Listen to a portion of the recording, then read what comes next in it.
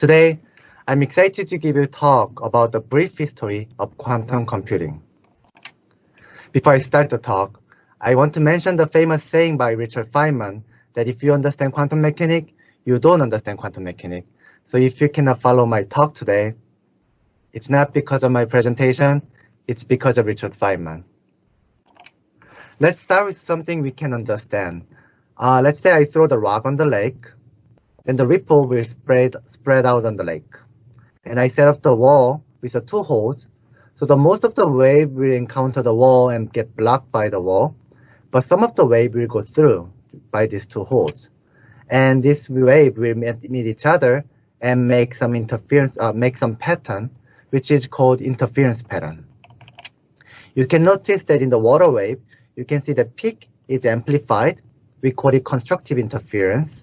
And you can also see that peak and dip meet each other and cancel out. We call it destructive interference pattern. We can find this phenomena every day in our life, such as water wave, sound wave, and actually that's how you cancel the noise from the outside on your headphone. In 1801, Thomas Young discovered that light is also a wave, like a water wave and sound wave, that can generate the interference pattern. He designed the experiment that sending the light to this double slit and saw the interference pattern, constructive and destructive interference pattern. And about 100 years, there's no problem treating the light as a wave until 19th century. Beginning of the 20th century, things start to change. People were having difficult time to explain one simple phenomena. They shine the light to the material and electrons are coming out. And it's not dependent on the intensity of the light, it only depends on the frequency of the light. So it does not matter how bright light you shine into the material, only the frequency will decide the electron will coming out or not. And Einstein showed that light must be made by some kind of fundamental particle called photon, and he found the relationship that the energy of the photon will be proportional to the frequency of the light. So which means that when you have a fast oscillation, we have more energy, more momentum, and when you have a slow oscillation, we have less momentum. So then higher momentum, higher frequency can hit the material, extract the electron out, but lower momentum, lower frequency cannot extract the electron out from the material. And he concluded the contradictory result that light is a particle and get a Nobel Prize and become a star in physics. Now he showed the light is a particle, and what's going to happen if you repeat the double slit experiment again? So,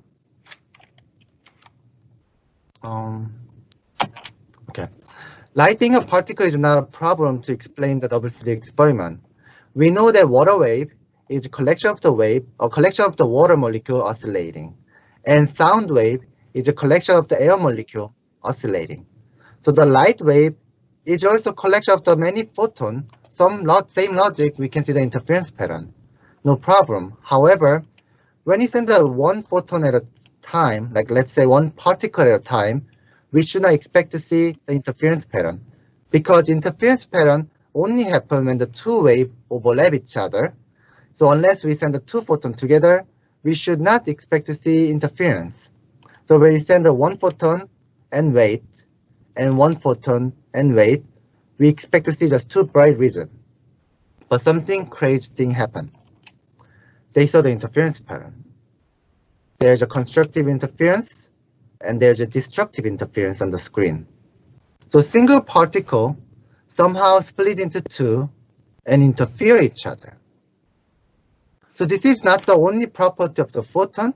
Electron also interfere, atom also interfere, molecule, even molecule with 2,000 atoms can interfere each other when they send it one by one. To explain this, we must conclude that each individual photon must travel both slits at the same time. Somehow, one particle is in the two places and interfere itself and generate the interference pattern. So here you can see the constructive interference, and here you can see the destructive interference.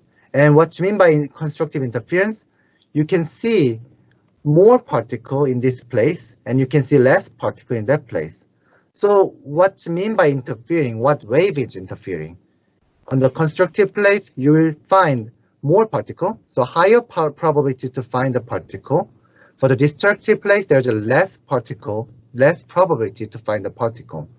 So it should be some kind of wave deciding the probability of the finding particle. So we call it probability wave. So since there are many locations, we can find the particle with the probability. This raises a crazy concept called superposition. So since particle can be upper place and lower path at the same time, and they should exist 50-50 probability, so that does not make sense intuitionally how the particle can be two places at the same time. So like normal people like me, will be curious about where they are. I mean, even though mathematically there's two places at the same time, they must be one place. So people set up the detector and then try to check that does the particle go to upper slit or bottom slit. So it's a wave and probability, it does not matter, it just propagate, and we just stop it and measure. Did it go to upper slit? Okay, and let it go. And when you repeat this experiment, we found that interference pattern disappear. So when we look at it, it acts like a particle. And when we don't look at it, it suddenly becomes a wave. This is called decoherence. So whole universe depends on you watching it or not, and it raises a philosophical question. Does universe exist if you don't look at it? Oh, Einstein said, I like to think the moon is there even I'm not looking at it. It's true. I mean, if we don't look at it, we hope that everything is there. And Schrödinger even doesn't like quantum mechanics, and also he doesn't like cat. So he put the cat in the box, and he also put the poison in the box. And this poison is a superposition state that 50% chance to become dangerous and 50% chance to be safe.